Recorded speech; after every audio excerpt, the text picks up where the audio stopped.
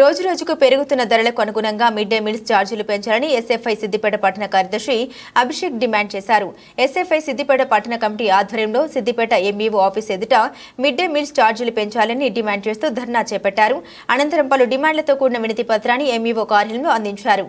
ఈ సందర్భంగా వారు మాట్లాడుతూ రాష్ట్రంలో మధ్యాహ్న భోజనానికి మెస్ ఛార్జీలు పెంచినట్లుగా పెరిగిన ధరలకు అనుగుణంగా మిడ్ డే మీల్స్ ఛార్జీలు పెంచాలని డిమాండ్ చేశారు. అలాగే గత 8 సంవత్సరాలుగా పెండింగ్ లో ఉన్న స్కాలర్షిప్ ఫీజు బకాయిలు విడుదల చేయడం లేదని మండిపడ్డారు.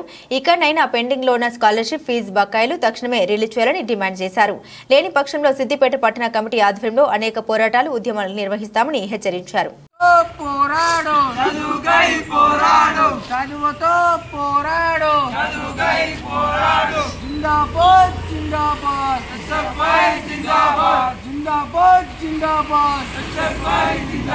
పెంచాలి ధరలకు అనుకూలంగా విటమిన్ ఛార్జీలు వెంటనే పెంచాలి ధరలకు అనుకూలంగా విటమిన్ ఛార్జీలు వెంటనే స్పందించాలి స్థానిక ఎంఈఓ వెంటనే స్థానిక ఎంఈఓ ఆఫీస్ ముందు ధర్నా చేయడం జరుగుతుంది.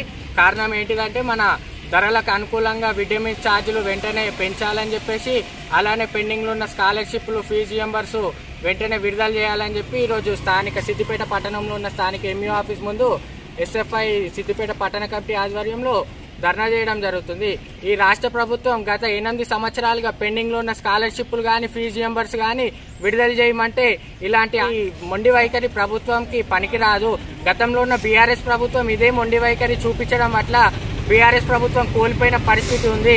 ఖబర్దార్ రేవంత్ రెడ్డి, వెంటనే విటమిన్ ఛార్జీలు ధరలకు అనుకూలంగా పెంచకపోతే రేపటి రోజున సిద్దిపేట పట్టణ కమిటీ ఆధ్వర్యంలో మీ ఎమ్మెల్యేలను కానీ మీ మంత్రులను కానీ మీ యొక్క ఎంపీలను కానీ స్వేచ్ఛగా తిరగనీయమని ఎస్ఎఫ్ఐ సిద్దిపేట కమిటీ తరఫున హెచ్చరిస్తున్నాం.